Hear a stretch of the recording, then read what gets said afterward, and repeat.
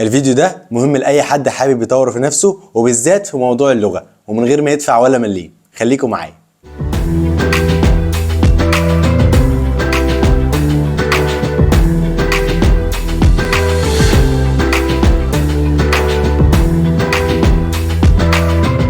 هلا بالشباب، يا رب تكونوا دايما بخير. النهارده في بلاي ليست جديده، في فيديو جديد برضو هكلمكم عن مكان من ضمن الاماكن اللي انا درست فيها من غير ما ادفع حرفيا ولا مليم وبستاندردز عالميه. والبلاي ليست دي هيكون اسمها Free Places to Learn.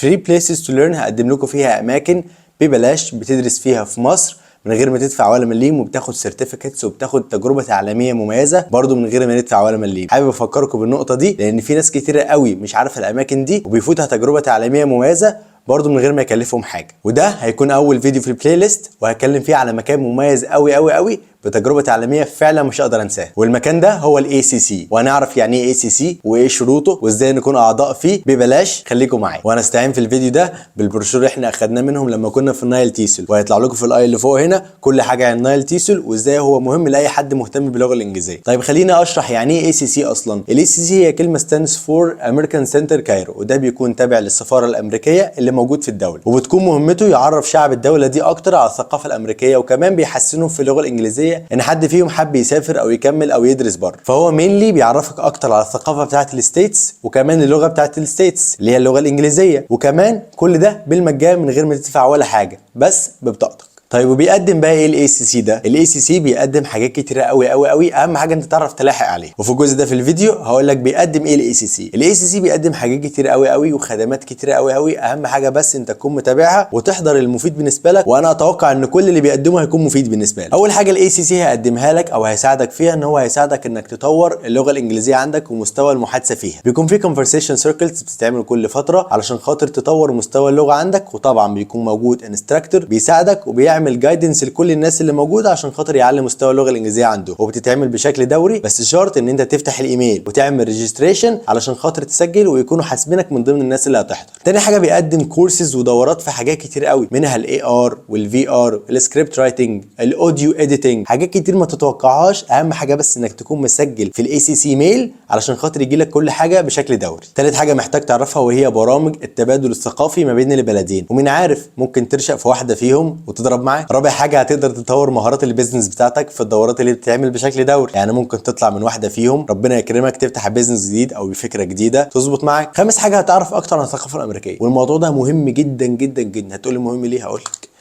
انك تعرف ثقافه الدوله اللي انت بتتعلم لغتها ده بيأثر في تعلمك للغه بتاعتها اصلا، يعني كونك تنغمس اكتر في الثقافه ده بيخليك انت يعني واعي كده بالثقافه اللي بتحصل، ومخليك انت بتستجيب معاها اكوردنج للثقافه دي، فهتتعلم لغه اسرع.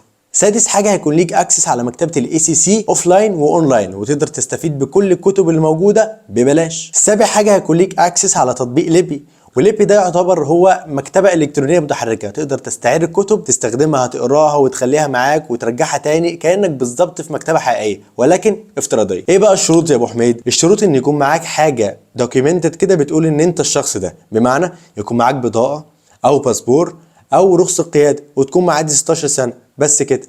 ماشي يا ابو حميد، احنا اقتنعنا بالكلام وانت اصلا كلامك مقنع وبتعرف تقنعني. طيب عايز اكون ممبر بقى في الاي سي سي، اعمل ايه؟ بص يا سيدي، انت هتدخل على اللينك اللي في الديسكريبشن تحت، هتعمل ايه؟ هتفولو الستبس دي، تمشي وراها، يقول لك والله اعمل كذا كذا كذا، قول له ماشي حاضر اعمله. هيجي لك ميل يقول لك والله انت بقيت ممبر في الاي سي سي، وده الرقم الايه؟ الممبرشيب بتاعك. حلو. وما تنساش تشترك في الاي سي سي ميل. طب يعني ايه الاي سي سي ميل؟ الاي سي سي ميل هي سيرفيس كده بيقول لك فيها حط الايميل بتاعك هنا علشان خاطر نبعت لك بقى كل حاجه جديده، عشان خاطر ما تنساش حاجه في الاي سي سي، لان انت ممكن فجاه تلاقي دوره او تلاقي كورس في مجال دراستك ويفوتك. فليه؟ اشترك في الاي سي سي ميل عشان كل حاجه تجيلك اول باول وتلحقها وتكون من اول الناس اللي بتقدم، لان في اماكن محدوده وممكن حاجه تفوتك وتندم ان انت ما استجبتش بسرعه. اسمع الكلام وخش دلوقتي. وفي الجزء ده في الفيديو هتكون نصيحة ايه؟ نصيحة عبيد، صح كده. بص يا سيدي، خش دلوقتي على اللينك اللي في الديسكريبشن، اشترك، وصدقني مش هتندم، ومن غير فعلا ما تدفع ولا مليم هتحصل على افضل خدمة تعليمية ايفر انت تعرضت لها في حياتك. اسمع الكلام وادخل دلوقتي. نيجي هنا بقى لملخص الفيديو which is the most important part of the video. حلو، احنا اتكلمنا على ايه هو الاي سي سي، بيقدم ايه الشروط، وازاي ابقى عضو. اول حاجه قلنا ايه هو الاي سي سي، والاي سي سي بيكون تابع للسفاره الامريكيه اللي موجوده في الدوله علشان خاطر يعرف الدوله دي والناس اللي في الدوله دي على الثقافه الامريكيه ويرفع مستوى اللغه عندهم. تاني حاجه قلنا بيقدم ايه، بيقدم دورات لغه انجليزيه وكورسز والمكتبه الافتراضيه والاوفلاين، وبيقدم برضو حاجات كتير انت محتاج تراجع الفيديو تاني من الاول. تالت حاجه اتكلمنا عن الشروط، وهي انك تكون معدي 16 سنه وتقدر تسجل او تدخل بالبطاقه او بالباسبور او برخصه القياده. رابع حاجه قلناها ازاي اكون عضو في الاي سي سي، هتدخل على اللينك اللي في الديسكربشن تحت وتفولو الستبس هتكون عضو، ومبروك عليك. في الفيديو ده اتكلمنا عن الاي سي سي وعن كل الخدمات اللي بيقدمها وازاي تكون عضو فيها. استنوني في الفيديوهات الجايه في نفس البلاي ليست، هنتكلم برضو على اماكن